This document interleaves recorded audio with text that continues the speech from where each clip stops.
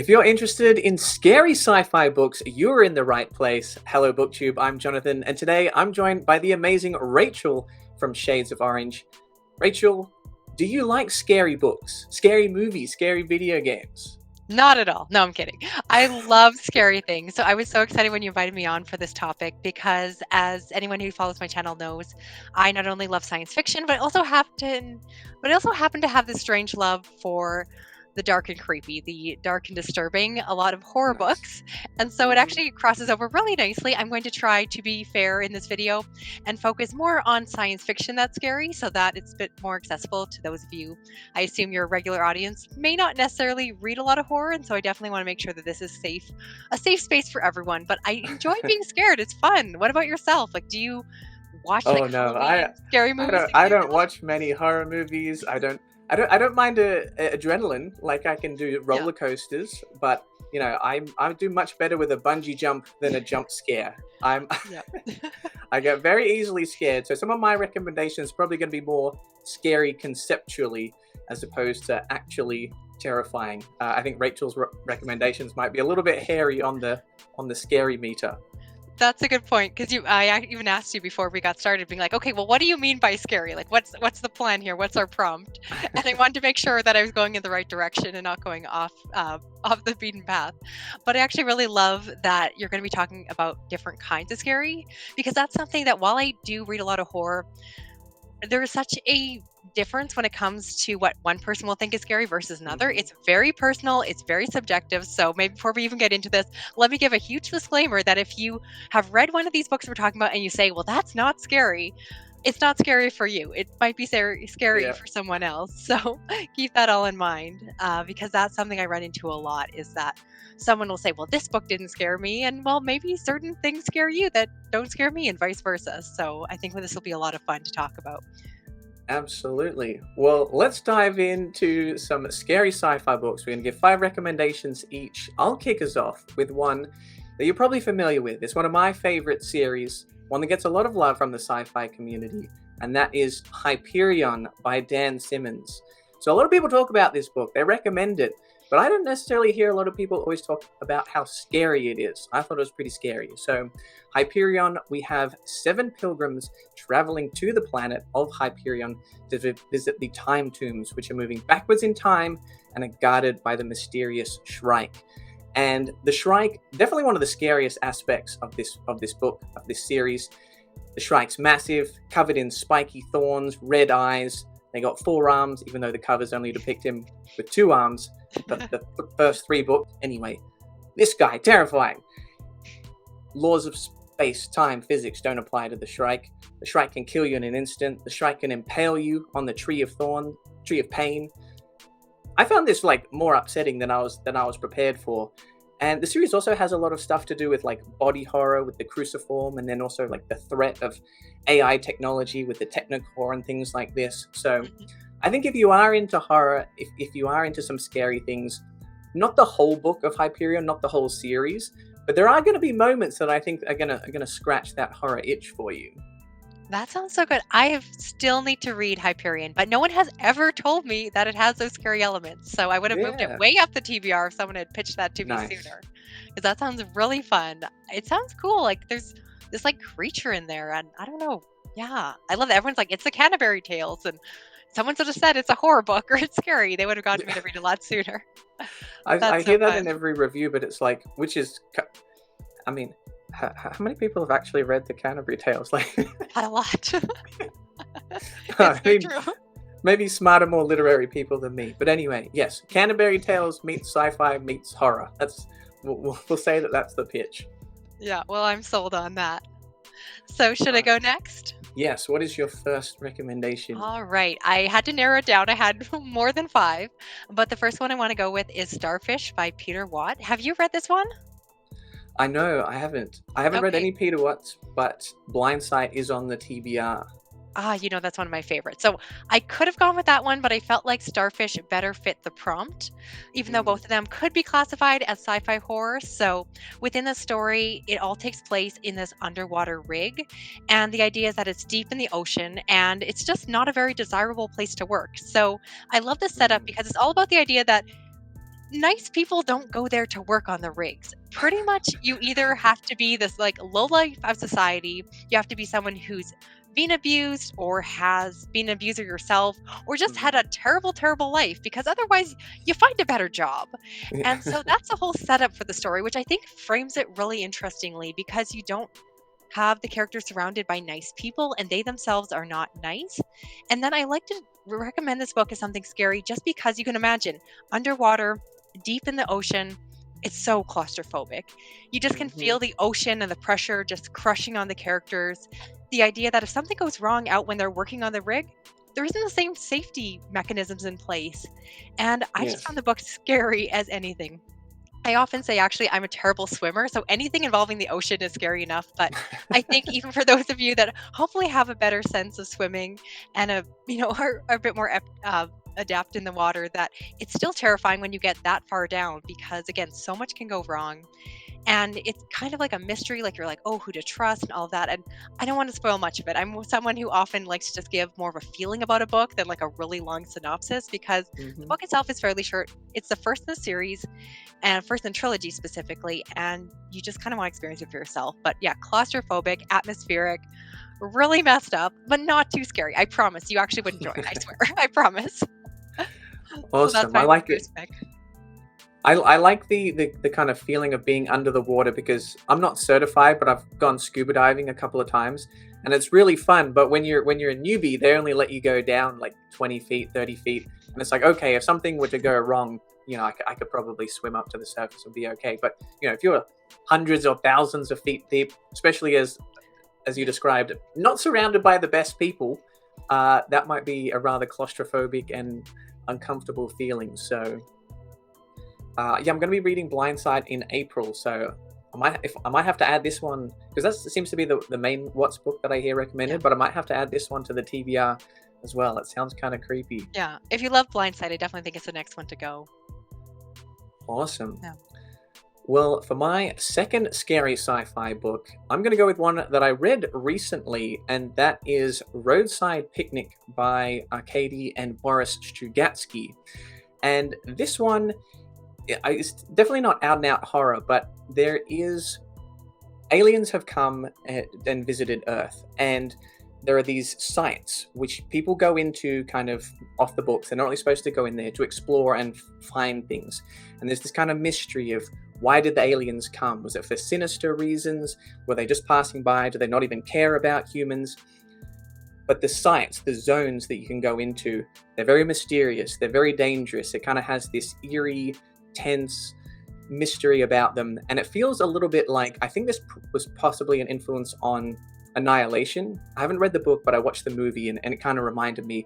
And as I was going through the zone, I was kind of on the edge of my seat, wanting to find out what was going to happen next, what kind of weird thing was going to go down in the zone next, and that also kind of existential crisis that the aliens caused was a Yeah. little bit scary as well. Are we insignificant by comparison? Are they going to destroy us? Like, would they not even notice us? That's just how like insignificant we are as humans. So, yeah, that kind of edge of the seat and then back of the mind scare as well. I got from Roadside Picnic.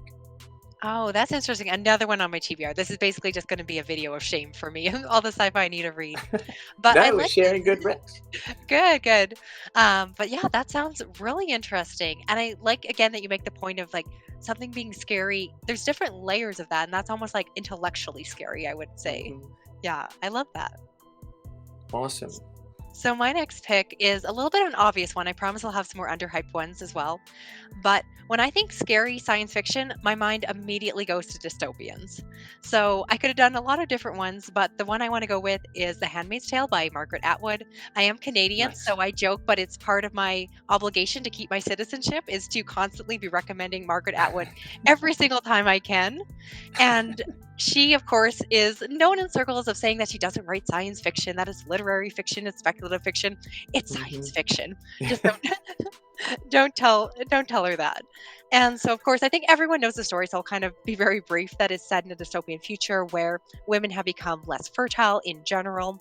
And so the women who are able to conceive and have children are treated as property by those that are more rich, and they use them as kind of forced surrogacy. And so we follow a woman who is known as of Fred because she is simply Fred's property, and it's her responsibility to bear the children that will be owned or the children of him and his wife. And yeah, it's a terrifying book. I read it years ago when I was a teenager myself because again, that's what you do in high school is you read Margaret Atwood. But then I read it again very It's on the recently. Canadian syllabus. Exactly. You just basically read it again and again. Yeah. And I read it again quite recently in light of everything going on in the United States with some of the legal things. I don't want to get too political here, but I think everyone knows what I'm talking about. And it's just frightening how accurate she was in some of the predictions she made, how it sounds like the most far-fetched plot you could imagine. And then when you're actually reading it, the details she puts in, you're like, oh, oh, oh. And it's just, that book is scary because it feels possible. And that's the reason that Margaret Atwood always says that her books aren't science fiction, they're speculative fiction, is that she really posts the fact that everything that she writes is possible and often has roots in things that are already happening in the world today. So that's her argument for it. But regardless, the book is absolutely terrifying. I think it's gotten more terrifying as I've gotten older and more savvier and more aware of what's happening in the world. And it completely holds up. So if you haven't read Margaret Atwood, that's a great place to start. I didn't take the Margaret Atwood masterclass, but I got all the YouTube ads for it. And she's like, I only include things in my books that have happened somewhere in the world throughout history. So when people accuse it of being far-fetched, I can say, look, this is where it happened. I haven't read The Handmaid's Tale, but I have read Oryx and Crake, which is also in that kind of dystopian world. And that was pretty confronting. That was a bit of a tough read at times, some kind of scary ideas, scary moments. And I think she does that rather well, and definitely need to. Handmaid's Tale, big kind of dystopian book that I need to check off the list. Yeah, you have to be in the mood for her dystopians and post-apocalyptic stories. Like with Orcs and Craigs, I appreciate it, but I remember reading it and just being like, this is not the right time. It was in the last few years, and I was like, I'll come back to this book again later. It's a rough one for sure. Definitely. Well, I'll continue that theme. I'll go with the dystopian theme because dystopians, they're scary. And I think so. I made a video recently on some dystopian classics, and of the ones that I talked about, the one that I think was the scariest for me was 1984. So a lot of you probably read 1984, but I've been thinking about this one ever since I've read it. It's obviously well known for its kind of like literary merits, like its historical importance, its kind of reflection of the time, but also projecting into the future. But I think this was like the best written of the dystopian classics in terms of making you feel that oppression, that totalitarian government where their surveillance is constant. You can't do anything without being seen. You can't not only do things you're not supposed to, say things you're not supposed to, you can't even think things that you're not supposed to. And the consequences are very severe in terms of the violence, the torture, the manipulation. This is the book of this dystopian classics, which I felt like had the highest stakes. It's like, if I got caught doing the wrong thing, I would not want it to be in the universe of 1984. So if you like dystopian books and you haven't read 1984 for some reason, I think it lives up to the hype. I think it's definitely a must read. I completely agree with that. It's one, again, I read in high school between the Margaret Atwood books. And I think everyone should read it because everyone goes around saying, oh, it's 1984, Big Brother is watching and all that. And I do think people need to know where those references are coming from. And I think it completely holds up. I'm not always the biggest fan of classics. In the past, I can struggle with them. But that one is just solid. It rings through today just as much as it did when it was written. Awesome. What is your third recommendation? All right, going for something a little bit more underhyped, hopefully one that a lot of your viewers haven't heard of or read, and that is Full Immersion by Gemma Moore.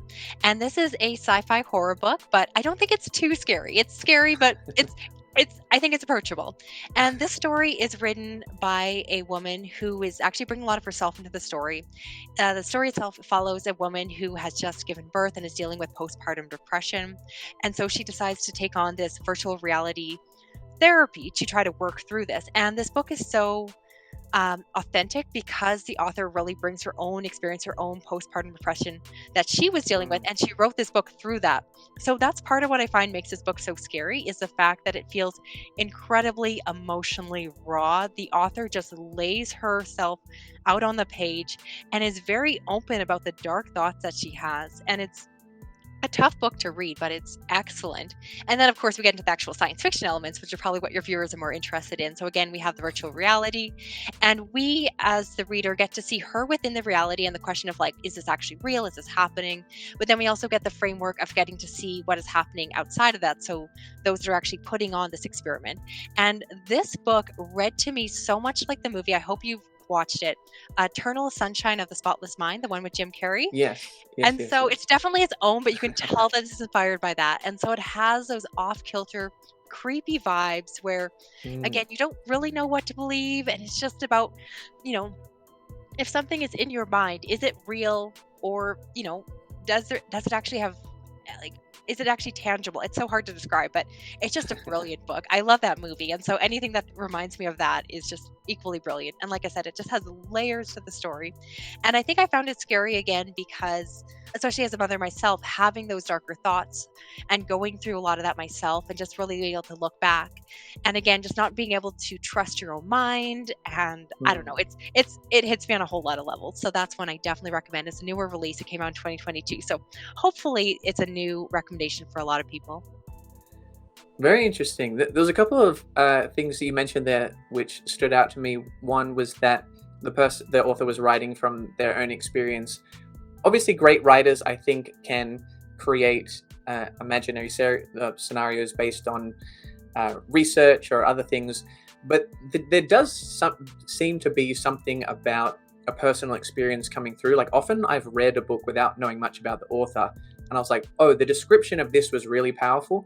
And then I read up on the author, and they went to war themselves, or they had, like, depression or suicide in their family or something. It's directly affected, and that's put directly on the page. I think just kind of adds to the power of what they're talking about. And the second thing was that feeling of not knowing what's real or not real, which I think is a great aspect of a number of sci-fi novels. It's something that I really like about some Philip K. Dick novels. That sense of surreal, weird, what's real, what's not real. What is it? Are you influenced by drugs or technology? Are you just crazy, or is everybody else crazy? I love that kind of weird aspect coming through in my sci-fi books. Yeah, it's one of my favorite sci-fi horror tropes. It's like, can you trust your own mind? And it works in Mhm. so many movies and books. And it's one that I've seen over and over again, but I never get tired of it. It's so good. Awesome. Well, for my next recommendation, I'm going to go with one that is not particularly scary overall, but there was one chapter that left me absolutely shook, and that is Pandora's Star by Peter F. Hamilton. So, this is book one of a duology, Pandora's Star, for a few hundred years in the future, where technology like wormholes have been invented, and off in the distance, a star disappears. And humans think, okay, that's a bit weird, let's go check this out. What's going on in there? What does that mean for humanity? And this isn't too much of a spoiler, because at the start of the book, you find out that aliens exist. And at some point, a person is captured. And anytime you get captured, if I were to get captured, I wouldn't be too psyched about that.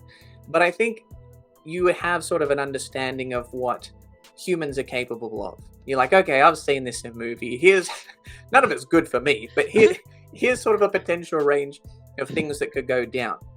But you get captured in space. Who knows what's going to happen to you? And it absolutely blew my mind. I was stunned for hours after reading that chapter. So, not really horrifying in general, more just like a general big grand space opera, but with one really, really cool horrific moment. Now well, it's on my TBR, surprise, surprise. And now I'm going to be reading the whole book waiting for that part. Oh But no. I think you make such a good point that I think some of the scariest scenes I've read in books aren't necessarily in books that are overall scary, but I think, again, a really talented author can make a really interesting, isolated, scary moment. And often, perhaps those are some of the scariest because they're not expected. If I pick up a horror book, I expect it the author to be trying to scare me the whole time. If I Yeah. pick up something else that I don't think is labeled as horror or sci-fi horror or something like that, I'm more likely to be bothered by something because I kind of let my guard down, if that makes sense. Yeah. Gotcha. Well, hope I'll be interested to hear your reactions to this one. Yeah. I'll send you my horrified thoughts when that Yeah. comes up. Awesome. What do you have for us next, Rachel? Next, I think I'll go with Ship of Fools by Richard Paul Russo.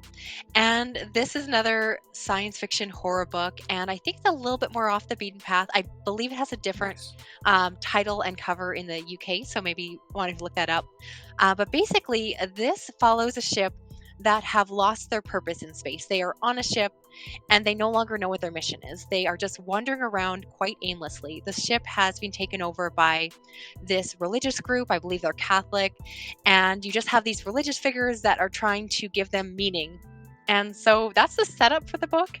And then it turns into more of a space horror when they come across this supposedly abandoned ship and they manage to go inside of it and look around. And of course, I'm just going to say things go from there as you would Yeah. expect in a space horror book. But I will say that probably a lot of people watching this have seen a lot of the really classic like alien movies and other space horror that is out there. And Yeah. this one is different. It definitely plays with the tropes, but it doesn't quite go where you expect. And I think what I like so much about this book is the fact that it more plays with suspense and it's more about creating that Mm. atmosphere right from the beginning. Again, there's something unsettling about this crew. They don't know what they're doing or why they're there. And it's just, it feels slightly wrong the entire time you're reading it. And that's not in a spoiler way at all. It's just simply how you feel when you're reading it. You're like, this isn't right. And so I like it because, again, it sounds like a very classic, tropey space horror, but it's so unique and you just have to experience it for yourself. It's one that I love. And of course, when you're actually going into the ship and trying to figure out what's going to be there and all of that anticipation, again, this book is all about the build and you're just waiting for it. Because, again, it plays with the tropes. So you're like, all right, give me, I know what's coming, give it to me. And it's unique. It's like the That's horror like movies. Like, I know that sound, and that I is know. not a good sound. Exactly. Oh, it's so fun. So I think I would actually love to see you read that one. I could see you having an interesting reaction to it. Oh, interesting. I'm definitely adding all of these to the TBR, and when I'm feeling brave enough, I'll give them a go.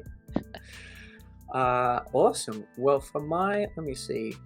For my fifth and final scary sci-fi book, one of my favorite series, one that I always enjoy talking about, and that is The Three-Body Problem, the first book in the Remembrance of Earth's Past trilogy by Cixin Liu. And this one is kind of cosmic horror. It created a lot of existential questions for me, kind of really questioning my understanding of physics, of mathematics, of space, the universe, humans, our kind of place within the universe. For those that don't know, the quick premise is that kind of set against the cultural backdrop of the Chinese Revolution, weird things start happening to prominent scientists, and that could be connected to this secret mission that is sending messages out into space. And this book this series is a hard sci-fi series, but I think it also really balances things nicely with interesting philosophical questions. So it's not just a scientific exercise, it's like a scientific exercise that has like real thought-provoking, mind-bending, I kind of just need to like hold my knees and just kind of rock back and forth while I think about this series for a while kind of vibes. Yeah. Is that one you've read, Rachel? I have. I've read the first book, but shamefully, I still need to finish out the trilogy, which everyone says the second book is even better. So I that's think that the interesting. sequels were kind of bigger and better in terms of the ideas. That's what everyone says. They say like the first book is just set up. And so I don't know what my problem is. I want to continue on, story my life, and then I get distracted by some other book. Yeah. But that's interesting. I admit, and that's where, again, I definitely see that scariness is like very unique to a person, that it's not one I would have thought of, but I don't mean in a bad way. I'm just like, oh, I hadn't thought about that as a scary book. I thought it was super interesting. Yeah. Oh, I love that. Yeah, I'll be keen to see your thoughts when you get to the sequels. It'll make your brain bleed.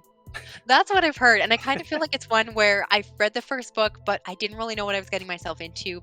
Everyone gives such a short synopsis, and so I feel like it's almost one where I need to see where the series goes and then go back to the beginning. And once I'm back there, then I'll actually know what's going on, hopefully, or my brain will be bleeding by then. Yeah, might need a Maybe it break is in scary. between. Yeah, maybe that's the scary part of this book. Now I get it.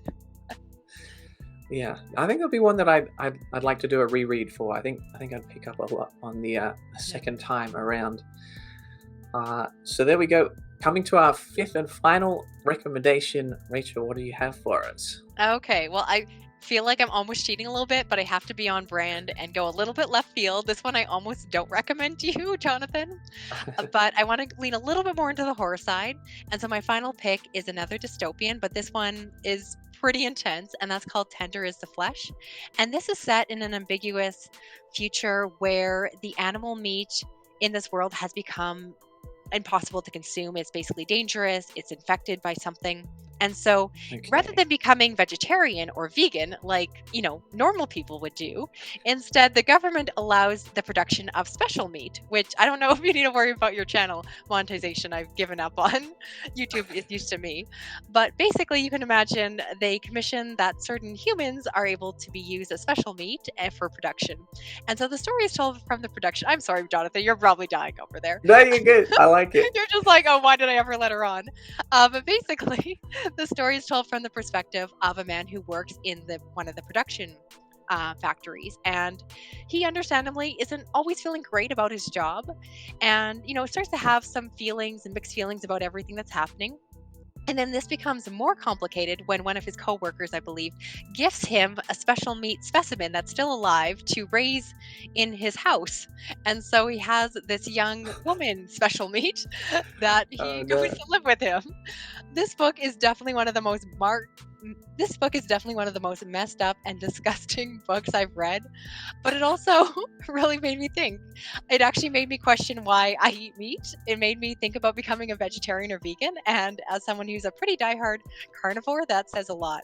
So this one, I'll be honest, is a little bit of left field. It's a little bit of a kind of fun, cheeky end one, because if you want a scary sci-fi horror book, this is it. It may not be for everyone, and I completely respect anyone who chooses to pass on this one. I think everything else we recommended is great. But poor Jonathan, when you asked me to be on here, I was like, oh, I wonder if I can get away with recommending this book. And so I did it. So if you're going to really want to lean into it, if you really want to be scared, I pretty much dare anyone to read this book and not feel uncomfortable at certain points, because it will make you feel things, and not in a good way. I like it. It's perfect for this video. I think it's a great recommendation. It's the kind of thing where, like, without any context, if you just came up to me like, oh, hey, Jonathan, check out this book. It's called Tender is the Flesh. No way. I can tell Smart. already.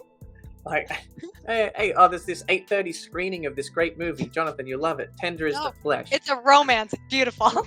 You'll love it. I'll catch you next time. Toy Story 5. I'll see you there, pal. But no, I think this is a great premise. Eating people.